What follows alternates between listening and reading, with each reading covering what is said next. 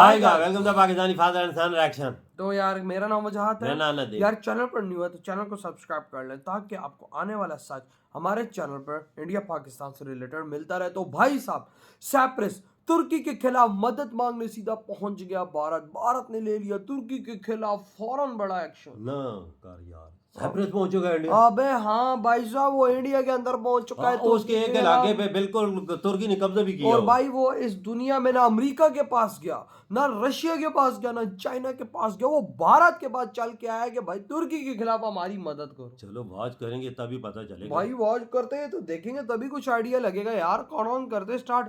सबसे खतरनाक एक और बड़ी अहम खबर है वो ये है कि साइप्रस के विदेश मंत्री भारत पहुंच चुके हैं। India and Cyprus are trusted friends and reliable partners.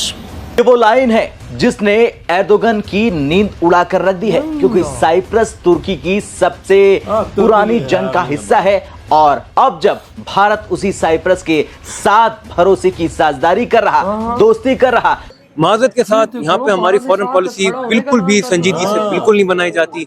India की हमें फॉरेन पॉलिसी सीखना चाहिए।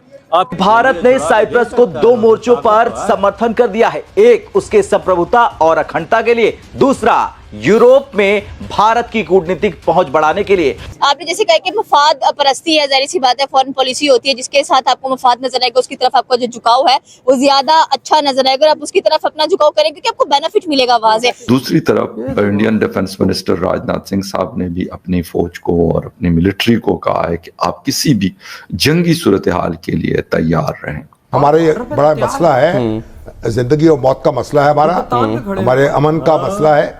अमन हमें चाहिए हर कीमत पर, अपने हमसायों से अच्छे ताल्लुकात चाहिए। नो डाउट हमें सबके साथ, अमेरिका हो या चाइना हो, रशिया हो, इंडिया हो, दुनिया का कोई भी कंट्री, अफगानिस्तान हो, सबके साथ रिलेशन बेहतर करने की कोशिश करनी चाहिए। आपको लॉन्ग टर्म मुज़ाकरात की जरूरत है। आप डिप्लोमेसी को आखिरी हद तक लेके जाएं। आप ईरान से अपने ताल्लुकात अच्छे करें, आप चाइना के साथ अच्छे ताल्लुकात करें, एटलीस्ट इंडिया के साथ भी करें। अच्छे से इंडिया तो पूरी तैयारी करके बैठा हुआ है। इंडिया तो फौजी ड्रिलें कर रहा है, अपनी फौजी मशकें तैयार की हुई हैं उसने। उनके तो वो ड्रिलें कर रहा है जो अमेरिका भी नहीं कर रहा भाई। 30,000 की जय हिंद दोस्तों, साविराव 29 चैनल में आपका स्वागत है। तो 29 अक्टूबर को टर्की अपना इंडिपेंडेंस डे मनाता है और भारत ने टर्की के एम्बेसी जो दिल्ली में है उसके फंक्शन का बॉयकॉट किया। साथ ही उसी दिन साइप्रस के विदेश मंत्री भारत आए और उनकी मुलाकात भारत के विदेश मंत्री जयशंकर से हुई और मीटिंग में जयशंकर जी ने साइप्रस से कहा कि भारत और साइप्रस ट्रस्टेड फ्रेंड्स हैं और रिलायबल पार्टनर्स हैं और भारत साइप्रस के मूलभूत हितों से जुड़े हुए मुद्दों पर साइप्रस को निरंतर साथ खड़ा रहेगा।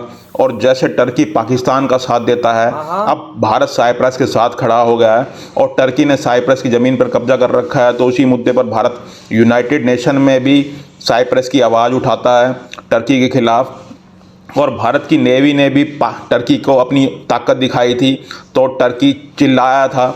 तो भिखारी पाकिस्तान का साथ देकर टर्की फंस चुका है और इधर पाकिस्तान फंस चुका है अफगानिस्तान और भारत के बीच में। भारत के रक्षा मंत्री ने भी आर्मी को रेडी रहने को कहा है वार के लिए। तो जिसे सुन पाकिस्तान की चीखें निकल रही हैं और उधर पाकिस्तान के दोस्त टर्की के दुश्मन साइप्रस और ग्रीस के साथ भारत की नज़दीकियाँ बढ़ती देख टर्की की चिंताएँ बढ़ रही हैं। चलो वीडियो को स्टार्ट करते हैं। धन्यवाद। यानी कि हमारी फॉरेन पॉलिसी की डायमेंशन ही नहीं पता कि हमने किस तरफ जाना है, हमने किस ब्लॉक में जाना है, हमने क्या करना है, हमने कैसे तरतीब देनी है। माजरत के साथ यहाँ पे हमारी फॉरेन पॉलिसी बिल्कुल भी संजीदगी से बिल्कुल नहीं बनाई जाती। इंडिया की हमें फॉरेन पॉलिसी सीखना चाहिए। आपके पीएम साहब ब्यूटन से मिले, क्या कह रहे हैं यार, आप अपने ताल्लुकात बनाएं उनके साथ। आप उनको ये कह रहे हैं कि आपके इंडिया से ताल्लुकात अच्छे हैं तो हम आपके साथ भाई अच्छे ताल्लुकात करना चाहते हैं। ये क्या तरीका है भाई? आप इंडिया का जिक्र क्यों कर रहे हैं? आप ये कहें हम भी आपके साथ म्यूचुअल शेयरिंग चाहते हैं। बट इज वांटिंग कि हमसायों के साथ ताल्लुकात अच्छे होने चाहिए। देखिए जब आपके मुल्क के ऊपर कोई बुरा वक्त आता है ना तो आपके रीजन का मुल्क आपकी मदद के लिए पहले आएगा, बजाय इसके जो मुल्क साथ समंदर पार बैठे हो कैसे आएगा। आप अपने रीजन में ताल्लुकात मजबूत करें। आप अफगानिस्तान से जंग के बजाय बातचीत से मसला हल करें पहले। ये नहीं कि एक छोटी सी मोटे एक दो मुज़ाकरात के दौर करके आप उठ जाए और कहें कि नहीं जी मुज़ाकरात बेनजीर नहीं। आपको लॉन्ग टर्म मुज़ाकरात की जरूरत है। आप डिप्लोमेसी को आखिरी हद तक लेके जाएं। आप ईरान से अपने ताल्लुकात अच्छे करें, आप चाइना के साथ अच्छे ताल्लुकात करें, एटलीस्ट इंडिया के साथ भी करें। क्योंकि आपके रीजन के अंदर स्टेबिलिटी का होना बहुत जरूरी है। जब अमन कैसे आता है, जब आपके बॉर्डर सिक्योर होते हैं तो आपके मुल्क में अमन आता है। ऐसे नहीं होता कि आप अमन का नारा लगा रहे हैं और आप बॉर्डर पे डिस्ट्रीब्यूशन कर रहे हैं, ऐसे अमन बिल्कुल नहीं आता कभी। अल्लाह ना करे अफगानिस्तान चढ़ाई कर देता है प्रॉपर पाकिस्तान के जंग ऊपर, हो जाती है, जंग हो जाती है, हम भी चढ़ाई कर देते हैं अफगानिस्तान के ऊपर, और पीछे से इंडिया तो पूरी तैयारी करके बैठा हुआ है। इंडिया तो फौजी ड्रिलें कर रहा है, अपनी फौजी मशकें तैयार की हुई हैं उसने। उनके तो प्रेसिडेंट और प्राइम मिनिस्टर ने, उनके डिफेंस मिनिस्टर ने, उनके चीफ ऑफ आर्मी स्टाफ ने क्लियरली कहा है कि ऑपरेशन सिंदूर अभी खत्म नहीं हुआ, हम जब चाहें इसे दोबारा कंटिन्यू कर सकते हैं। अब देखें ना, इस जगह पे अगर अल्लाह ना करे उधर से अफगानिस्तान जंग स्टार्ट कर दे, इधर से इंडिया जंग स्टार्ट कर दे, तो ये बड़ा मुश्किल पाकिस्तान को टफ टाइम हो सकता है। लेकिन मैं इस जगह पे ये भी बात करना चाहूंगा, 76 सालों में ना पाकिस्तान ने चाहे अपने मुल्क को तरक्की की तरफ नहीं लेके गया, चाहे पाकिस्तान जो है ना अपने मुल्क को जो है ना इकोनॉमी में ऊपर नहीं लेके जा सका, लेकिन पाकिस्तान ने अपनी मिलिट्री को, अपनी स्टैब्लिशमेंट को, अपनी टेक्नोलॉजी को, इन चीजों में बहुत ज्यादा मजबूत किया पाकिस्तान। जो हकीकत है वो बात भी करनी चाहिए। चाइना की मदद से ये तो पूरी दुनिया, इवन इंडिया कहता है कि पाकिस्तान की आर्मी जो सी है वो उसमें बड़ा पैसा लगता है जी, 80% बजट पाकिस्तान का वो ये पाकिस्तान की आर्मी खा जाती है। यानी इसका मतलब है कि ये पूरी दुनिया कहती है कि भाई पाकिस्तान की आर्मी ने पूरा होल्ड रखा है और प्रॉपर जो सा उनका। और लेकिन आपने देखा होगा कि अगर एक साइड पे अमेरिका प्रेशर डालने की कोशिश कर रहा है इंडिया पे, मतलब टैरिफ लगा दिया, रशिया से ऑयल पे पाबंदी लगाने की कोशिश कर दी, और फिर कुछ कंपनीज ने, इंडियन कंपनीज ने शायद सुना भी है, खबरें आई हैं कि भाई शायद उन्होंने ऑयल रोक भी दिया है रशिया से लेना। लेकिन अब खबर ये आ रही है कि इंडिया और रशिया की हिस्टोरिक डील हो गई है। नहीं साहब, मैं इधर बताता हूँ आपको बात, इंडिया और अमेरिका की बिगड़ी किस चीज को लेके बिगड़ी, इस चीज को भी आप गौर करेंगे। रशिया को लेके बिगड़ी इंडिया और अमेरिका की, पाकिस्तान को लेके नहीं बिगड़ी है। इस चीज को अपने दिमाग में आप रखें। रशिया की और इंडिया की और अमेरिका की क्या मामला था। अमेरिका ने कहा कि इंडिया को कि आपने रशिया से ऑयल नहीं लेना, हमने उन पे पाबंदियां लगाई हुई हैं।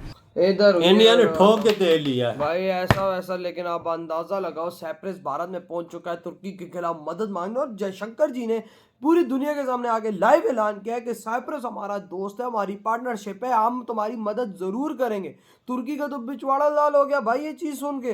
अबे भाई साहब, भारत किसी को जाने नहीं देता अगर उनके दरवाजे पे कोई मदद मांगने आए। यार देखो भाई, साइप्रस ना अमेरिका के पास गया, ना रशिया के पास गया, ना चाइना के पास गया, भारत की तरफ आया। उसे पता है कि भारत ये मेरा मसला हल कर और खाली हाथ मुझे नहीं जाने देगा, और वही हुआ। भारत ने बोला हम तुम्हें तुर्की से अलग करवा के देंगे, तुम्हारी जगह तुम टेंशन ही लो। और भारत में दम है, और इस बात से भाई साहब पूरे तुर्की का पेशाब निकल गया। बिल्कुल बिल्कुल बिल्कुल, क्योंकि भाई साहब इस टाइम तुर्की भारत के आगे एक मक्खी की, वो क्या कहते हैं, मक्खी का एक पर है। भारत किसी भी टाइम फूंक मारे पूरा तुर्की उड़ जाएगा।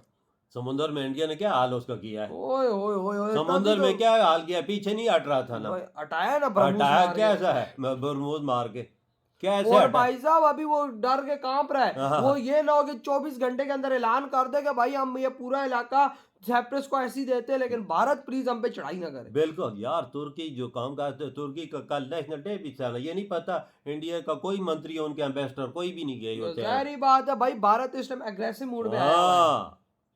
इस टाइम एग्रेसिव मूड में भारत आया है भाई। ना एक और बात बताऊं, साइप्रस जो है ना, साइप्रस ये कोई जंग हुई थी तो तुर्की ने इस पे कब्जा कर लिया था, इसके कोई इलाके पे, ये बहुत देशों के पास गया पर कोई मसला। लेकिन आज भारत ने फाइनली ऐलान कर दिया कि हम तुम्हारे साथ हैं और ये इलाका लेके देंगे तुर्की से। भाई भारत ने कसम खा ली है तुर्की वालों, मैं अभी भी बोलता हूँ, वो अभी भी टाइम है, सुधर जाओ, दे दो 24 घंटों के अंदर भाई साहब। नहीं तो भारत ने अगर एक्शन तुम पे ले लिया तो भाई साहब तुम्हें पाकिस्तानियों का हाल तो पता है ना। फिर 7 जमीनों भी छुप जाओगे तो इंडिया उधर से भी निकाल लेगा तुम्हें, ये भारत नहीं छोड़ने वाला। और भारत की ताकत तो ऑलरेडी तुर्की ने समुद्र में देख ली है। बिल्कुल, भारत अपना एयरक्राफ्ट कैरियर और भाई साहब डिस्ट्रॉयर भेजा है, पूरा तुर्की नजर नहीं आएगा किधर। बिल्कुल बिल्कुल, वजह इंडिया अमेरिका जैसे देश को ललकार रहा है, उनको घसीट रहा है, तो तुर्की ये मक्खी के पर जैसा देश किस है।